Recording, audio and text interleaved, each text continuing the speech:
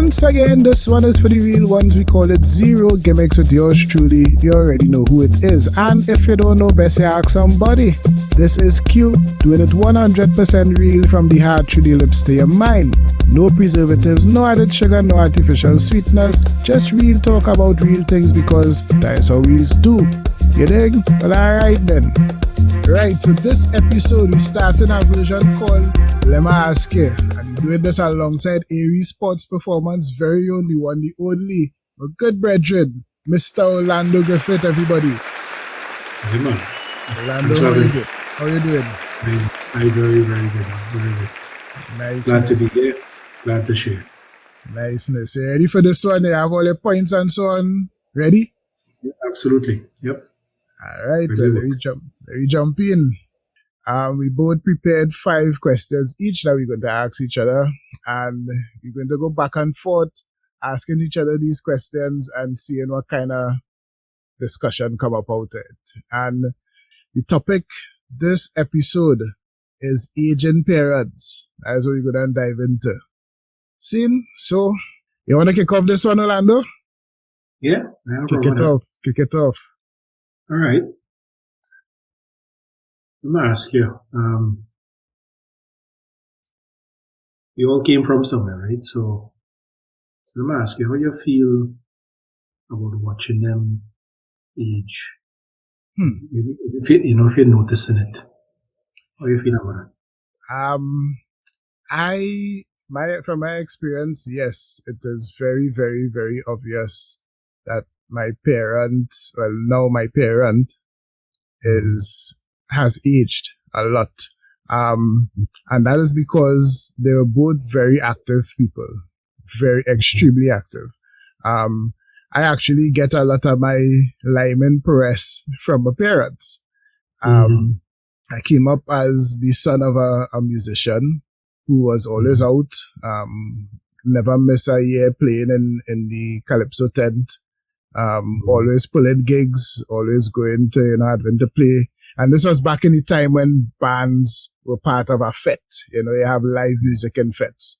So he was always out, it was always going and pick up daddy 2 o'clock in the morning and that kind of thing. And when he started to age and he had some complications with health and so on, it was extremely obvious that wasn't happening anymore. My mother as well. My mother was always somebody who was running choirs, having little quartets and groups and singing about the place and that sort of thing, playing guitar. And as she began to age and, stop driving and that kind of thing, the activities became much less. So for me, it was very apparent that my parents were aging. Yeah. Right. To respond to that, my parents got married very young, I think 19 and 22. So they had me when they were 20, my mother 20 and my father 23. So my father passed as well, so he would have been 67 this year if he was still alive. And I think noticing him suffer with cancer and how rapidly that took him out, about 6 months. The aging process was incredibly fast because of, I guess, the stress and the illness itself. It wore on the body. And I didn't think I had time to process that because my dad was very active to hiking and all kind of thing. That's where I get my abilities from athletics and that kind of thing from him. So that was real tough to watch with that rapid aging.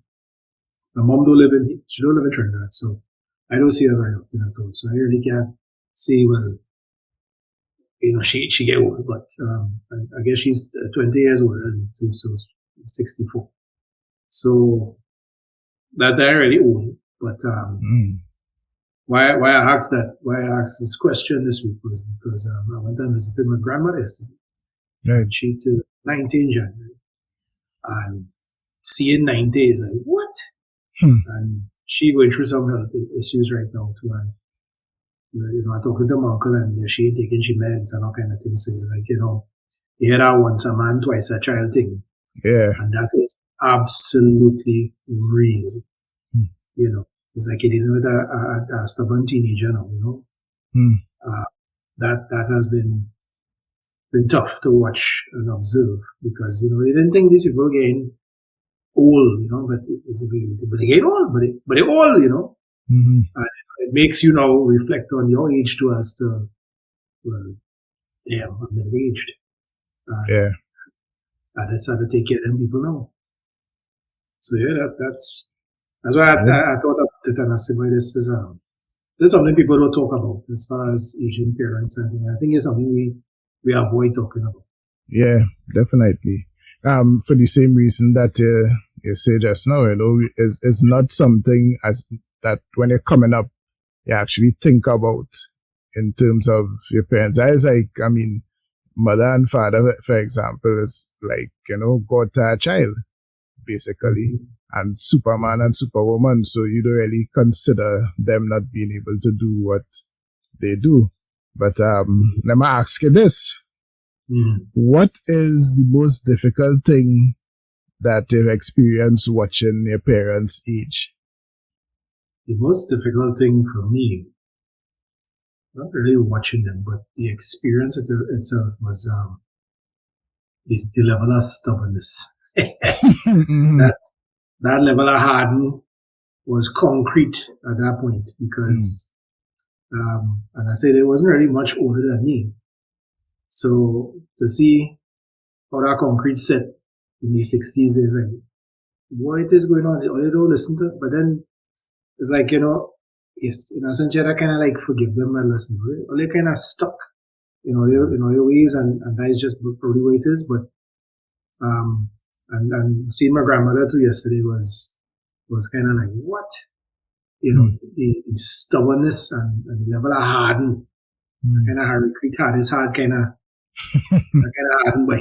It was glaring. So I think that probably is the toughest part. Yeah. For me, it is one event in particular that was really roughest for me. It stand out up to today. I remember it like if it was yesterday. With the diabetes that my father was battling with, he lost sensation in his fingers, right? Fingertips and thing. As well as some mobility in the hands as well. And this is a man that could play trumpet, flute, clarinet, saxophone, and music is his life. I mean, he grew up in the orphanage. He gravitated towards music. He excelled there, and he actually learned everything from music. And the most difficult thing was me and him sitting down. He had the sax in his hand. That was a year right before Carnival. And he was trying to finger the saxophone, and he was real quick, so he was trying to be nimble on the keys and it wasn't happening. And to see that, the dilemma, the kind of look on that man's face, realizing that he can't do this again, and he probably might have to sit out this Carnival and not play in the tent. That was a difficult thing to see. Real difficult. I mean, I learned real plenty from that experience too. Thing is, he's still that year he's still playing the tent. That was hard because I could relate to that. When Daddy was going down and we had to put him in quarter in that palliative care, he was every night I used to go and check him and try to stay overnight and like to kind of help out the nurses and stuff because he was a handful. And the last week he lost function in his legs, but the days before we used to, whatever time in the morning he get up, he want to take a walk. So I'd walk him around the facility and whatever. But that last night couldn't make me. And watching him come to that conclusion that hey, he can't walk again. And that was hard. And having to say, boss, say, your legs ain't working again. So he was like, well, let me do some upper body strength then. So I had to lift my father and both of us doing like bicep curls with each other. And he holding me, I holding him, and we kind of going back and forth. And then about 3-4 o'clock in the morning, I ain't wrestling on the bed. Mr. Man pick up his legs and trying to throw it off the bed so he could stand up. I sit down in the darkness just watching him like, And I get up, I said, boss, what are you doing? He said, just help me now, just help me now. I said, boss, what tell you, you can't do this anymore.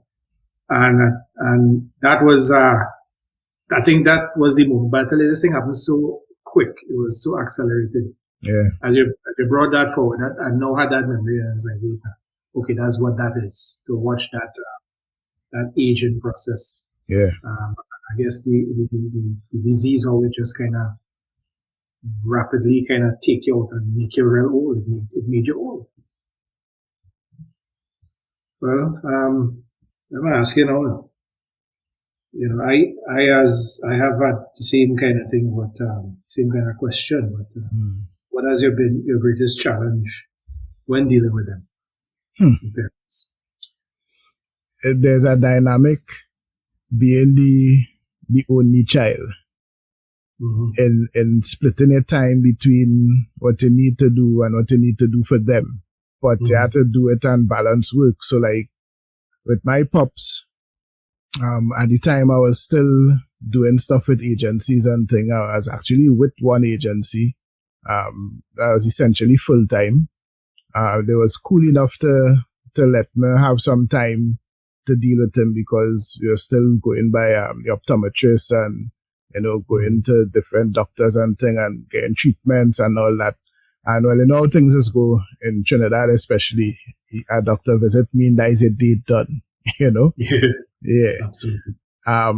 So that, like, just the spending the time, that for me was the most challenging thing. And I know there'll be a time when I'll have to step up and do some more. So my focus right now actually is to recover from that, because that was right before COVID. I went into COVID and, all that, and it's me alone. So it's trying to recover from that to be in a position to do that again for mom, Right. Yeah, that for me was the challenge. Yeah, time. Yeah, the challenge, I guess, for me was gaining my independence and not independence from a financial standpoint, but my independence as a man to live my life. Right. That was the greatest challenge. I still face that challenge now because I have made some decisions for myself that I think me and my father had to reconcile and accept with each other, because there was a point I wasn't speaking to him, almost 8 years. As I became a man and an adult, I would say, I started to reason a little bit better, and then through my own challenges with marriage and divorce and everything, I clearly understood. Okay, now I understand what this man was going through and all of that, and I had to say, well, okay, you see me at this point, I am my own man, and I had to make that decision, for myself. And honestly, that also split up the relationship between my mother, because, I guess the philosophy of happy wife, happy life that was drummed into me. I, went with that crap into a marriage where that was disaster. And, watching people pick sides and form opinions and do whatever, I had to say, hey, what's going on? I rather sacrifice that relationship with a whole lot of others, including my mother, and live my life in peace rather than have to be fighting to, claim a name or something like that. I just think, what? I am my own man now, and I don't need anybody's approval or anybody's validation. I validate me. I am my own boss. I am my own boss, literally too. And I don't subscribe to that. And I think even still, the challenge of coming out from underneath my father's shadow, or from under my father's wing, I think that's where I actually got it from him. Because I think your father's story is very incredible with how He didn't get to learn the regular way. Correct. My father had to leave home at around 14, 15 years old and work his way up to become something in his life. And he became somebody. He became, proudly say he was employee number 100 at NGC. Gas and thing, was natural gas and everything was a big thing in the 80s and whatever. So he's very proud of it and very proud of being a self-made person. So, the challenge I think I have facing now unfortunately he passed, but I think he gave me that space to be my own man. But otherwise, everybody else, my mother included, peace out, I'll do my own thing.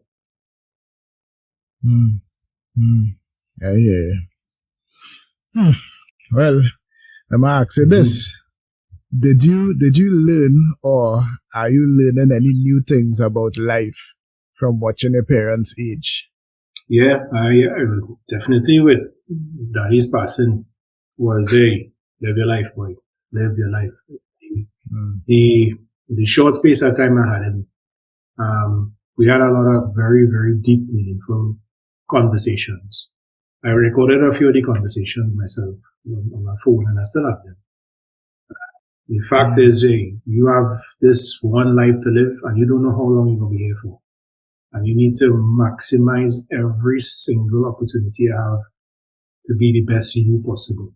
So even if you had to go your own way, upset people, stop talking to people who, don't understand your vision and don't want to share in your journey, you do what you need to do. You live your life. And that is what I do now. So, I pick back up art and stuff like that. I've been going to art classes. I've been doing everything possible to be the greatest artist I could be at this point right now. And my intent is to do a show within 1 year of them passing and close to that goal. And I had to live my life for me. So that is what I'm about. I am in dealing with both mom and dad, more so dad. It caused me to observe, it caused me to be a little more observant as to not just the human condition, but our situation. And I kind of recognize, I saw some repetition, I'm going to call it that, some repetition, things handed down now over the years, So like, we always talk about generational wealth, but we just hardly talk about generational health. You dig? And to have habits that we have, real simple things that we overlook. One of the big ones for me, you see the Sunday lunch culture, where you have a huge imbalance plate, that they're partaking in every week. That is a must, that if you don't have it, is a sin, it have it on a level for Christmas, and I actually did something last Christmas and the Christmas before that too. Trying to repurpose how we can have enjoyment to a little bit more control, and that was out of thinking about this sort of thing. We don't pay much attention to handing down good, healthy practices over generations and leaving that legacy and that concept and that idea of taking care of yourself, and all that was just coming from looking at our pops, who, by the way, was a quote unquote fit dude, but people know my father from walking all over Mova, right?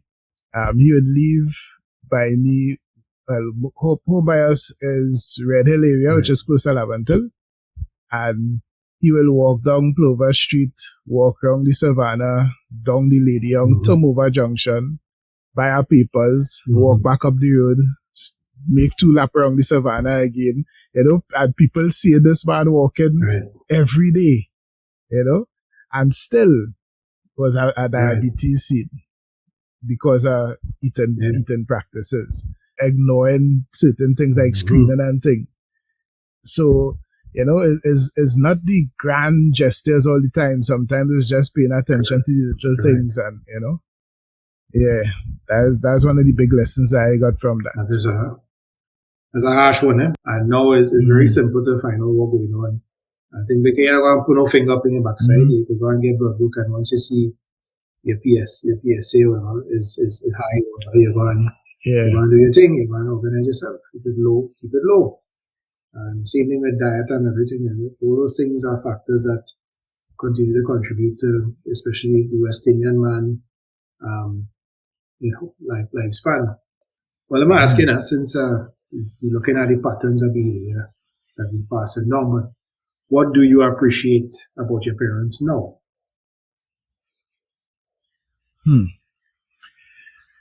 Wait, now that one is a broad one for me because it's a lot of things for me. A lot of things. I mean, straight up, I owe everything to them.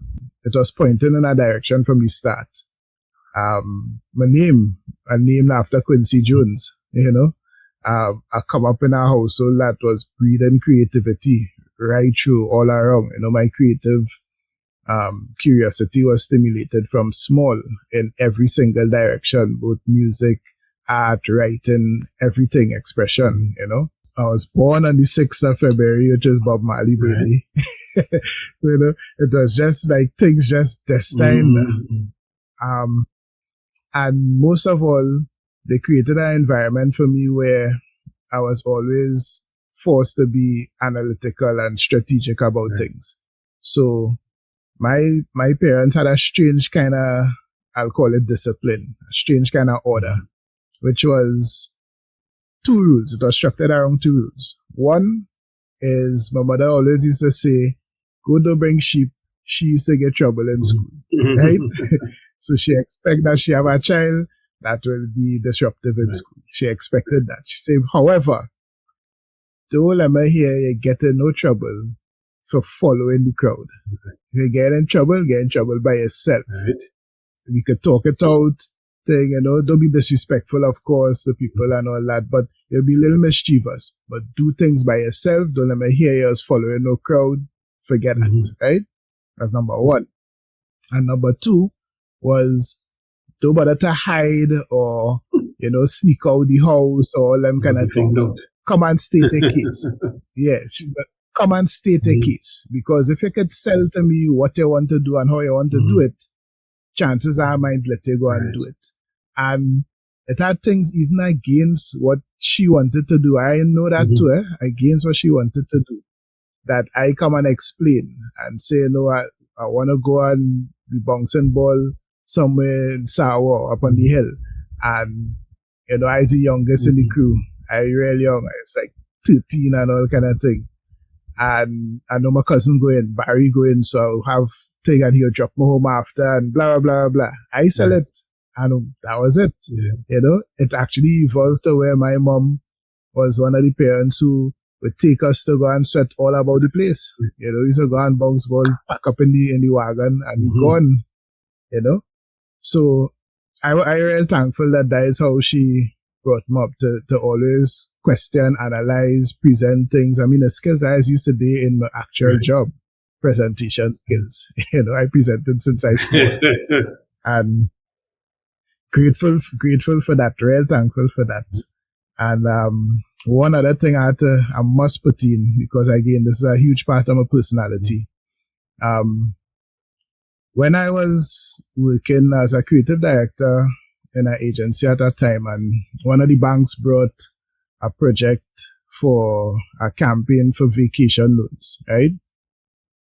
And I went up on my high horse and say, you know, why you want to offer vacation loans? You know, you should work and save your money and thing. And that's kind of, that kind of scene, right?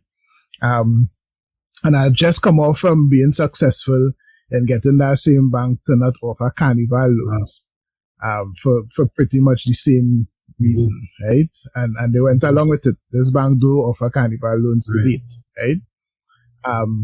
So I went back up on my high horse, said, oh, why take. But I did that in my head. I didn't make the protest loud yet, because I know my mom took vacation loans for me and her to go away when I was younger. So I say, you know what? Let me ask her why. And when she answered me, I was like, my jaw was on the ground. I had to pack up everything. She say, I took loans for you to go away to see that the world was bigger than Mofa. Wow. Yeah.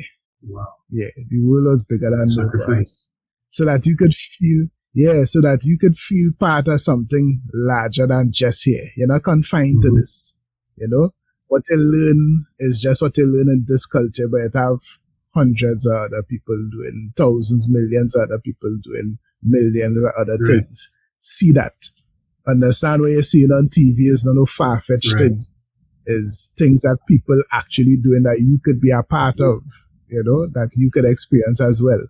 To go and see it up close, to see Buckingham Palace and know that there's not just an image on a screen, you know, to actually touch a beefeater. So you know, it's not just an image somebody create and it's a real thing.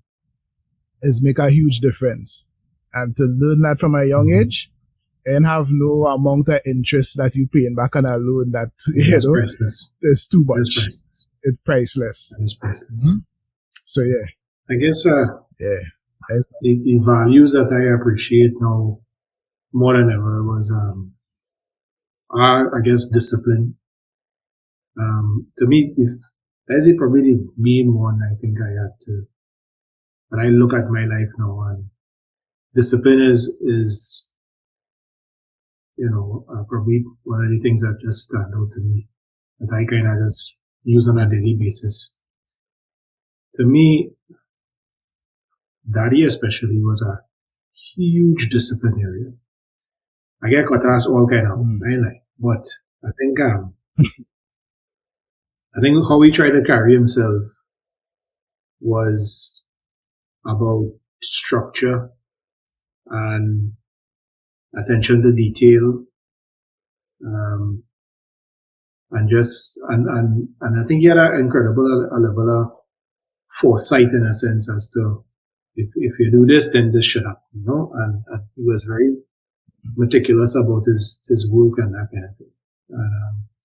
I think for me, I adopted that practice in my daily life. You know, we just to talk about when you're doing something, do it the right way, you know. So, and doing things even though you ain't like to do it, but you know you have to do it because there's a bigger picture. So delayed gratification was one of the things I had to learn very early. Delayed gratification was a big value, I think, that it's still in me. So, you know, you want this, then you have to work hard for it. You want to do this, then you have to sacrifice here. You want to get that, then you know. And there was, I think, for me, you know, understanding that it bled into my athletic development as a young sprinter. You know, I wanted to play ball or kick ball or do something. I know I had to go and run. I don't know ball in that. I don't know people in that. I don't know. But that is what you got to do. You know, if you want to be the greatest, you want to be good at something, you got to sacrifice your time for the pleasures for long term, you know, and it was always about that. And I think that was one of the things I had to adopt, and I use it every day in my business. I use it every day in work. I use it now in art, especially. You know, I feverishly go after anything that's related to it to learn as much as I can, and I discipline myself to do it even if I'm tired. Do it if I'm not feeling to. Do it if I'm not in the mood. Just get up and do it. You know, and even a couple of things like, you know, getting stuff that I want to have right away. I had the money to do what I want to whatever. But, you know, is it a nice to have or is it a need to have? And so now when you process that and you again delay gratification to get what you want, later on if necessary, you know, and I think those principles and values stuck with me. So as a coach now, you know, I try to talk to my student athletes about that, and hey, sometimes it's not about what you want now, it's what you want later on. You know? Right. Mm-hmm. All right. Well, let me ask you this. This one could be a heavy one. We have you all night, you know. I guess so. Yeah. How did you or how are you dealing with the loss of your pops? We couldn't see we're going down the same path with these questions, but anyway, I'll answer yours first. That right now, I'm okay. I'm in a good space. I think I think about him. I dream about him. We talk almost every day. You know, I think it's quite challenging because he became one of my really good friends after a while. We understood each other. I remember in 2017, I had a conversation with him for about 45 minutes, and we talked about life. And I said, look, I think I understand you. So after going through all of that shit with my ex-wife and all kind of nonsense, and I said, I watch myself, and I see now what this is about. And I think I understand why I got here. I'm very introspective, and I started to seek therapy and started to kind of understand why the hell I get in this place. But I had to go back to the source, right? So you always had to go back to the source. And I remember having this conversation with him for about 45 minutes. I was in work, and I sit down in a little corner in a dark room, and I say, look, Pops, I understand something here. I say, look, your father lost his father when he was about 18 months old. Didn't know the man, right? You had to leave home at around 14, 15 because your father was a wajan molest and he was abusive and this kind of thing. And you had to fend for yourself and figure it out and bust the tape and go and do your own thing. And you now had a son at 23 and you want to give your son as much as you possibly could. But I said, you really didn't teach me anything. You tell me what to do. You didn't really say, well, this is how we do. So you just say, go and do this, go and do that, go on. I say for about a good few years within my 20s and early 30s, I didn't know what the hell I was doing. And I was making real stupid mistakes and that kind of thing. I said, look, I ain't blaming you, I said, but you only work with what you had. And, and I understand that. I say, and I ain't vexed with you, but I understand how this thing works. And I say, I respect what you did, but it's my turn to do my own thing. But what I challenge you to do is this and that, the other night. And, I asked for some change in certain things. And at that point, I realized, you're not going to change. That's who he is. And I just had to kind of accept that. And that was it. We became really tight. When I wanted to start my business, call my day, run a check for $22,000 and say, hold that. When the business was expanding, he said, what do you need again? I said, well, I need more flooring and things. He come and he drop another check for me, $15,000, hold that. I said, what? The business expanded another year again. He come and he say, so what do you need? I say, I need more flooring. Man, in the whole overall scheme, I think he spent about $100,000 in flooring for the business. And that will last a lifetime. And every day I go to work and I step on that floor and I see my business, my father contributed to my success, So dealing with it, it's been very hard. My eulogy time was, I go along the place about a few times trying to finish the eulogy. That thing was hard like hell, but what I learned is, as he was going down, I was listening to a lot of Jordan Peterson stuff on YouTube. We talk about, hell and making life hell and how you're making life hell for other people. And one of the things talk about be the strongest person at your father's funeral. And when I heard that, in that moment, I kind of said, well, what does that mean?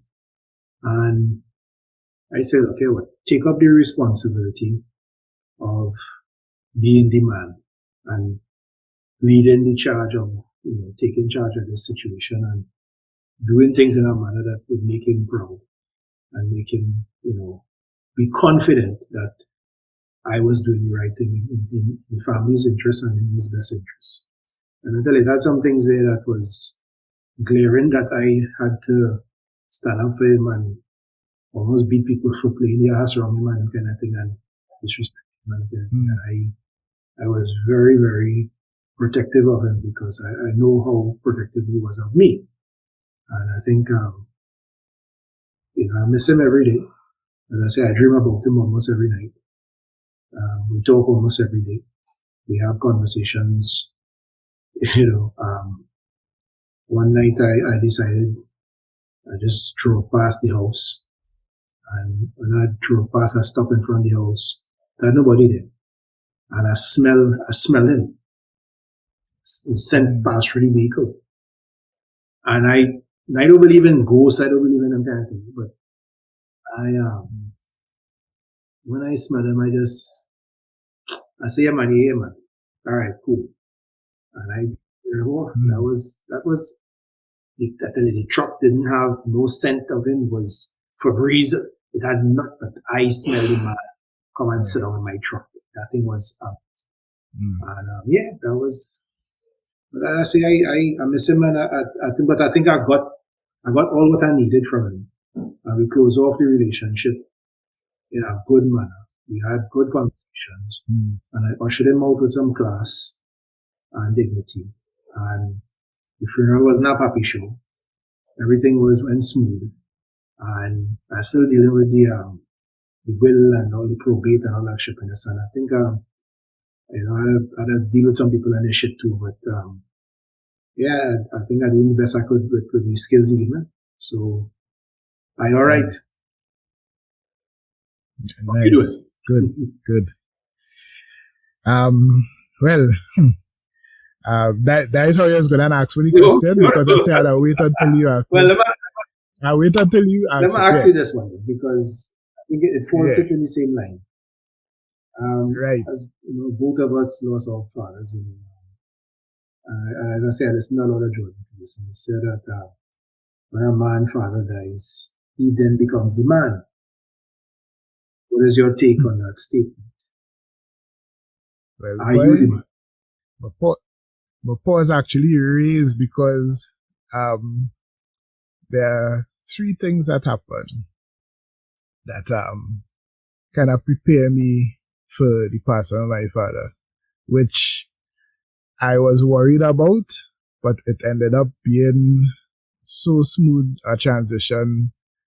At first, I was wondering if something was wrong, but then I realized, you're prepared for this, like fully prepared.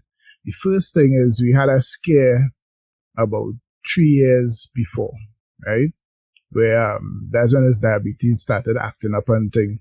So it was new to us, the diabetic coma and all that. So I thought that he was gone for sure, and that one would have been rough because it was surprise, number one, a surprise thing, accident thing. Number two, I don't think he was as far along as we were when he had passed, but he called me up in the hospital on the ward. He was like, kind of incoherent, and then he come to, and then he'll say, write down these account numbers, and I be like, what the hell going on, boy? And that's a scene, So that was one of the things that kind of put me in the zone. The second thing was there's an incident in the hospital while I was there to one of the days. This lady was on her bed, and I noticed she come off the bed. She was looking real disheveled there, and she come off the bed and she was kind of hobbling. And I seen people the nurses and them not on her for one, and people sitting down watching. And I was like, in my head, I thinking, if this is my mother, I would want somebody to come and help her. So I went across and I asked her where she going. She said she going in the bathroom. And I help her to go to the bathroom, wait for her. She come back out, help her go back up on the bed and thing. I didn't think nothing of it. I just do that because I would have want somebody to do that for my mom. So while we was there, a police officer come in, real neat, sharp, pull up, started to talk to her. Then, well, I see them pointing across, so I realized what time it was. And he come across and he started to talk to my father. So I thinking, well, maybe, you know, daddy from service or something too. Right? And, well, I wasn't really too tuned in at the time with what they were saying. I probably was on the phone or something, but I come in just in time for him to turn and say, my mother tell me what you do for her. And I was like, yeah, man, I know seen. It's a small thing. You know, glad to help. And he turned to my father and say, you raise a good one. And my father say, yeah, one of the best. Nice. Well, brethren, I could tell you, to date, it is the greatest compliment I ever get in my life. To date. So I had that validation of, yeah, he proud of me. So he's a man, never used to say it just so. I could have tell. Yeah. He never say it out loud really. But even though I wasn't feeling like he was holding back nothing, that is just not how he is. You know? Yeah. That is just the kind of men from that cloud don't give props unless they really it really there, and they had to just tell you. I mean, I didn't get that until more or less the very end too. Then you get a stamp of approval to say, boom, okay, you're a man. You know, that was that's really beautiful. I take that, I wear that as the stripe, you know. So I don't even have a guess. And the third thing, and this one was the clencher. On like a couple days before the funeral, not a couple days, a while before the funeral, when he started to prepare for the funeral, my mom's pull out one of his old suits, right, from the cupboard. And say, I'll go and dry clean this. You go, she has asked me which one to go and dry clean that thing. I said, Mom, none of the above, you know. I said, nah, Daddy, my father teach me how to cut. You know, my father teach me always have a clerks in the arsenal. My father teach me how to look sharp. He not good. He would not wear that. He would not wear any of these things. These things dated. Nah, I said, Daddy, don't do that. Brand new. Brand new is how you had to jump out. You think? And there's not a superstitious thing or anything like that. I just know that is how we just do it. You know, that is how we know how to do it. So when by my designer thing, organize it. Nice electric blue jacket, white shirt, black tie, sharp, real sharp. As in, people take pictures of the man who say they don't take pictures of dead bodies and things. So people, they taking pictures and commenting on how good looking the man is and all that. Here the thing, when I telling my tailor, well, suit thing, he say, I know for you. Now, I am a man, when I'm not dressing, I'm not dressing. But when I'm dressing, I'm dressing. I will never be underdressed for something that I think important. I do not know what made me say I want a brown corduroy jacket and pants, right? Shirt and pants. Not a jacket, but a shirt-like thing, you know? Corduroy suit. And I had a brown fur cloth, so say I wear that cocoa brown corduroy suit. And I did not know why. The morning of the funeral, as I dress in, I watch myself in the mirror and literally see my father watching back at me, like literally, because he love a corduroy, right? Love a fur cloth, always had that. And all the time I used to hear people always say, hey, you look real plenty like your father, you talk like your father, your mannerisms like your father. And I never saw it because I'm a pops, you know. I never really see it that much. That morning, 100%. To date, and I still see it by watching my reflection. I was like, I now understand what they was talking about. Like, Dan, you really, and it have a lot of things that I do that I look back in over time, and I really a lot like him. So yeah, I feel as if I take over the mantle, like, you know, he handed down. You think? And all that actually helped me to deal with the person because it was so seamless. It's not even like anything changed. His physical presence not here, but it's the same. Like I always hear him, like almost guiding me. And it's not even like a voice. It's almost like my conscience is my father. Yep. It's almost like Yep. that. Guiding, and I might bounce things off, and when I'm working out things, I realize in plenty of the decisions, there's something influenced by Pops. There's something that Pops could do, that kind of thing. So, in a nutshell, that is my answer there. I think to add to that, the part where George doesn't talk about too with you becoming an adult is not necessarily needing your parents anymore, because generally you go to them for an idea, you knock off something and say, well, listen, I want to do this, I want to do that. But eventually comes a time where you come to them and you say, you ask that question, you're thinking of doing something, and they really just don't get it. And you really had to realize, hey, they're not on it's like the dated or the perspective of the world is no longer timely. It's not current. It's dated. It's old. It's not necessarily relevant. Or they don't know what they're talking about. And that was a hard thing to swallow, but, becoming your own man or be the man in that situation where if you're still around your family is an alarming thing, because, I think I'm still evolving as a man. I'll always be evolving. I am not done. I am a lifelong learner.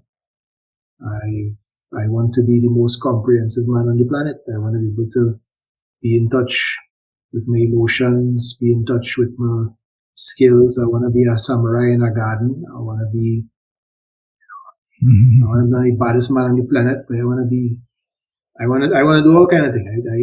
So when my funeral happens, is real celebration, is athletes, is artists, is all kind of thing.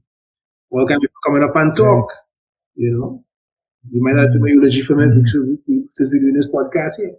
It's gonna be cool, It's that's how I want to do this, So I am the man. I am the man. I hear you. Well, that actually leaded into a fourth question. So let me ask you this. Has the aging of your parents influenced you to make any changes in your life, either physical or mental changes? Absolutely. The physical change is always, well, not really physical change, but it's a maintenance of keep your damn self healthy. That I'm playing with. So with my profession as well too, that is something I do. So I just get up and go for my runs, go for my walks, strength train, manage my food intake, and just kind of try to stay on that healthy part. The checkups and them kind of thing is what I keep doing, because when he was in palliative care and them nurses and them said, well, what are you here for? And I say, make sure I'm going to check yourself, prostate cancer thing is no joke, and it could be prevented. He didn't have prostate cancer. It presented like prostate cancer. It was urethral sarcoma, which is very, very, very rare. But regardless, you still have to go and check on yourself and everything. So, I make sure that I stay healthy, stay fit, and mental side of things. Well, I go to therapy probably at least twice a month, and I try to work on my mental health, try to understand how things happen in my life. As I say, very reflective and introspective, and understand where things went wrong, try to course correct, try to understand me, try to, keep working on myself as what I intend on doing. Because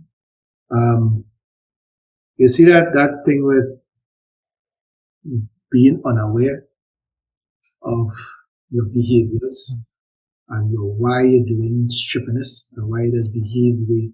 Some people don't really see how narcissistic, how annoying, how manipulative, how toxic they are. And I had to really say, but hey, you know what? let me put some time into improving myself to be also not going in that realm of being a toxic person, but to also stave off toxic people and not attract toxic people in my life. Being better at saying no, being better at setting boundaries, taking care of my mental health, taking care of my physical health, and again, just doing the things I love. So that's where I'm operating from. Right. Yeah, I similar. Big time in terms of the health. I mean, going and do my checkups once a year was a thing that I started long time, but, it was reinforced after seeing Daddy going through what he went through, I kind of made that way more of a priority. But beyond that, mentally, I was prepared to make that change and break the cycle of what we go through in terms of both generational wealth and generational health. The story that my mom will give with my pops and diabetes is that all that started to flare up when he passed through some scenes on work, right? On his job, and it was, well, she was talking about stress and things. Stuff show that stress don't really contribute that much to it. But I mean, well, that's what her experience was. In any case, it impacted on me that, it could easily run that way if we continue certain traits and things that we have, right? Like, for example, our approach to, or the older generation's approach to entrepreneurship. More so, in my case, the older generation's approach to the creative industry. And it have a lot of people, I see there, don't even consider what I do as a real job, So, just understanding things like that and looking at it from the perspective of, I trying to break a cycle in terms of what the family does, what the family name going to be linked to, how I approaching legacy and that sort of thing, and try to set an example for like the rest of my cousins and that kind of thing who's moved real close as a unit, right? And try to, we're already in talks to do things along that line because everybody in the circle actually extremely creative. Right. And I know a couple of us saying we need to start putting some things in place for us to create some sort of family legacy that built on what we good at, Have a cousin have an animation studio in Florida, A cousin is a music producer in London. Well, he's produced music, I should say, because he's not doing music production full time, but he could produce music. Have another cousin in Washington, a great writer, great voice talent. My cousin right here in Trinidad, photographer, real, creative soul. So, and then have me doing all of the above. Right. So, like, why are we not putting this thing to use, especially since we have the resources of the internet and so on, that we don't need to be in one location and just do things, Easy to do. So, yeah, it changed my thinking and I started to think generational like that, Yeah. That's what happened there. All right. So, my last question. I'm going to ask you, inevitably, we're going to get old. Even though we had degrees and things. I do still feel old. I still feel like I'm 25. But what are you putting in place for your old age?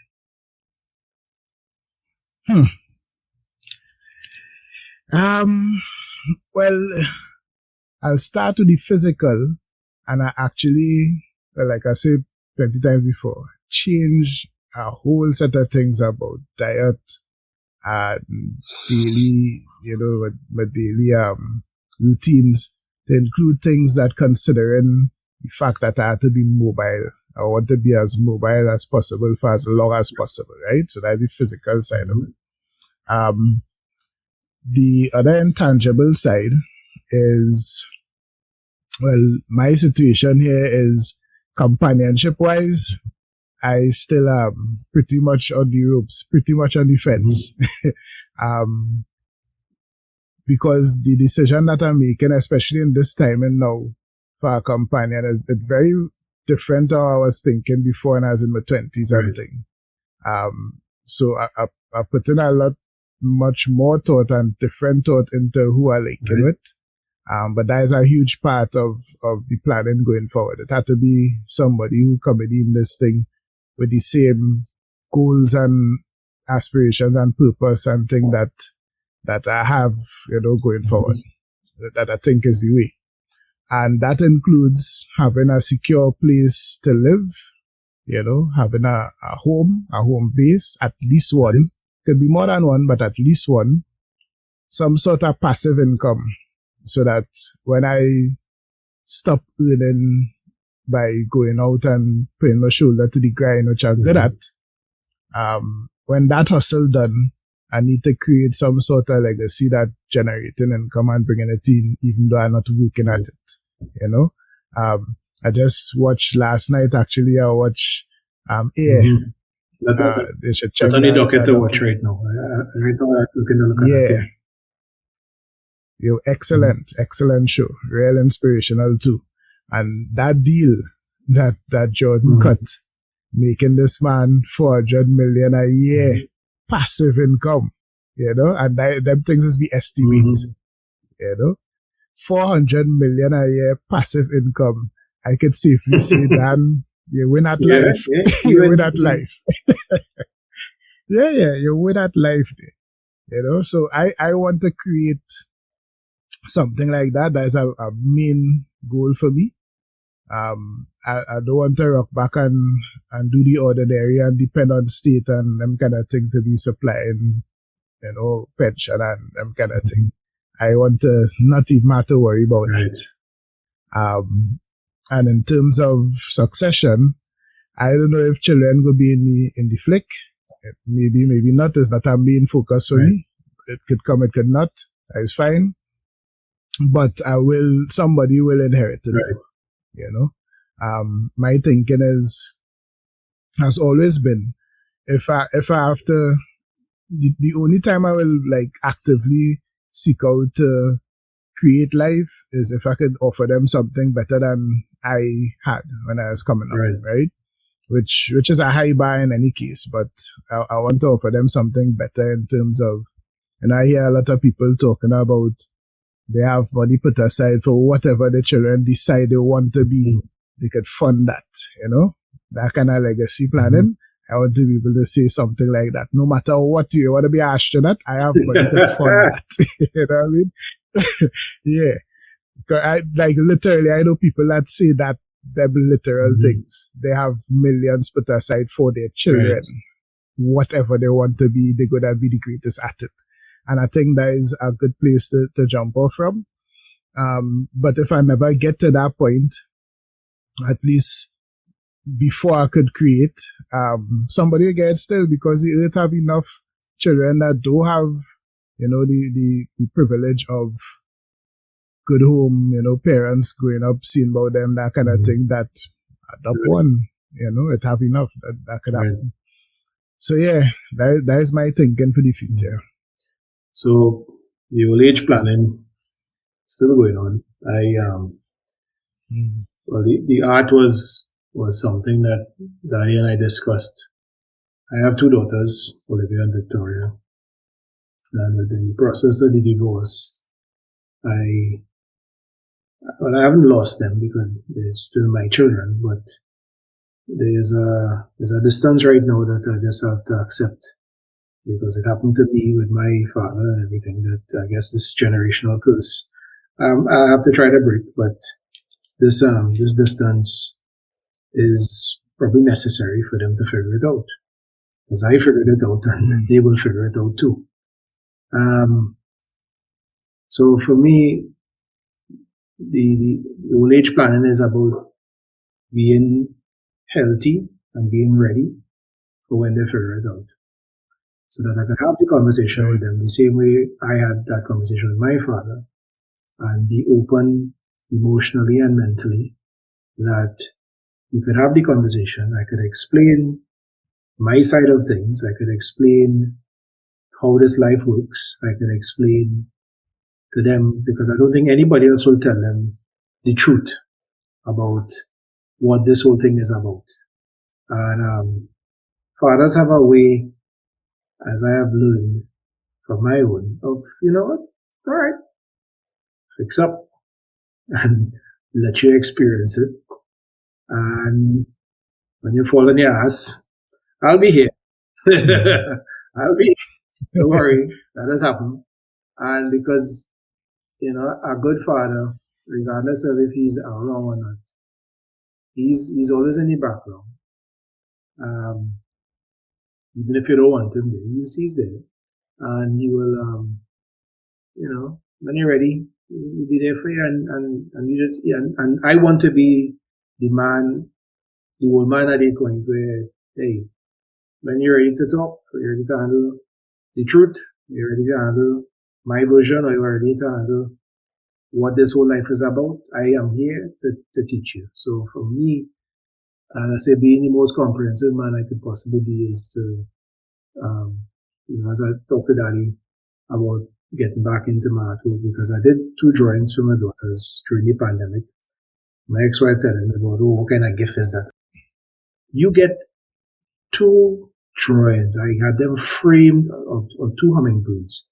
I didn't draw for like almost 20 years. And I started really serious into this thing, and I got it for them. I did it for them to let them know I'm still thinking about them. I love them and everything. And you would tell you, like, what kind of gift is that? I said, give back my thing, please. I take back my artwork. I put it in the cover, and I have it covered down, protected. I say, when all you're ready, it's here for you.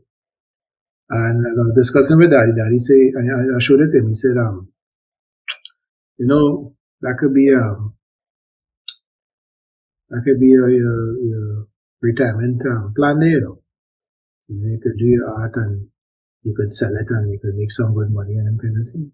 But this is the same man when I was picking subjects that me art had no money in it. And that didn't make sense. I was really good at I was really good in my teenage years. Really good. From ever since this man, I was born, I was drawing, and I was really good. And I put this thing aside for 20 plus years, and when he tell me, you know, that could be a retirement plan. That was like, oh, the light went off. I start back. Really putting this in place. So I have my mentor, a fellow name is Subrike Sundiata. And he's one of the best artists in the country. And watching him, he's one of my mentors. And I say, he runs almost every day. He's very fit. He's 73. And he puts heart and soul into his artwork. And I think that's where I want to get to that point where I strong, my cognitive ability is still there, my physical ability is still there, and I have that emotional well-being and health and everything that I could be ready for my children to say, hey, listen, this is what life is about. This is what you have to do. This is how you do it. You know, I'll show you how to do it. I'll teach you how to do it, and be the best possible father I could be. And then when I ready to close my eye, there's a big Bram, Dr. Hyde and Chinese Laundry, everybody playing, and there's Howie T and everything. It's real noise, and we enjoy myself, and that is how I want to do it. Niceness. Niceness. My last question. What is the best thing about seeing your parents age? Daddy gone, so I can't say the best thing. And that unfortunate relationship that I have with my mother, I really can't put that into words as far as what's the best thing. I think that distance is necessary. So for me, the best thing is watching myself age. I love my gray on my beard. I wear it proudly. Because I know watching Daddy when he was, he had a phase where, I guess in the 50s, he was still trying to hold on to the hair on his head. Going bald. And he tried to grow this little goatee and thing. And one day he asked me, because I was shaving my head from early, he said, where does you used to shave your head? And I said, well, he's just razor, da. Next thing, the next couple he checked me. I see the man head completely shaved and he grabbed goatee just and now someone everybody go, hey, look just like your father. I said, no, but my father's look like me. I was supposed to this look before you. So, but then the grays and them came and his beard was white. And I say, I keep in mind, I like how it looking. I just get more looks and things from the ladies. Strange enough, I could go up or down right now with the ladies because I'm a seasoned, gentleman, the salt and pepper looking. Salt and pepper. It's on fleek right now, so that is it. So I go to that. Right. What I enjoyed with Pops is accolades. The accolades.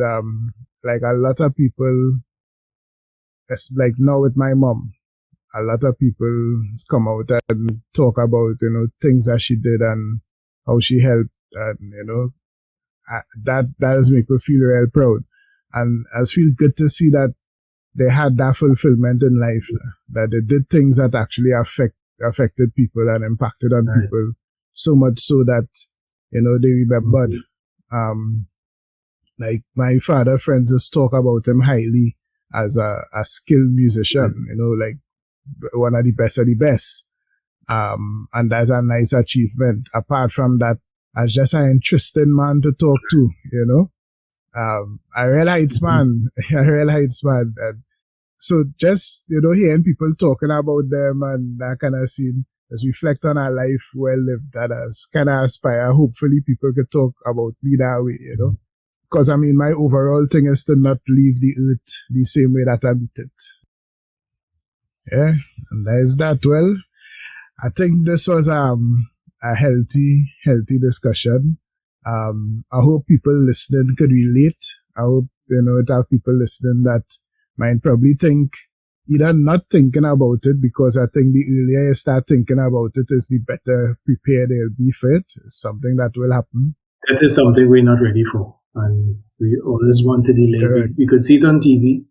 We could see a man get killed and them kind of thing, hear it on the news, reading papers, but with it being so close to home, and then your parents are the ones having to experience it, and you too will experience it.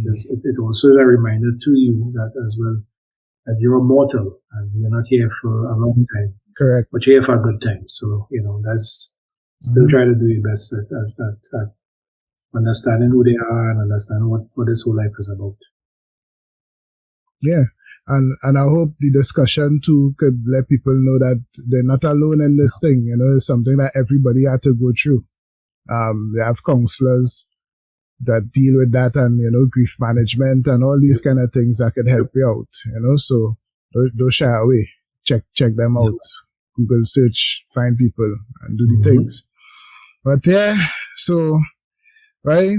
Thanks again for jumping in and, It was heavy lifting, but we did it. It was good. Yeah. This was real good. I enjoyed it. So, yeah, cool with that. Until next time, everybody, don't forget to could answer questions in the comments as well. Share. Let us know how you feel about the topic. And if you like the vibe, subscribe and so on. Till next time. Boom. Yes.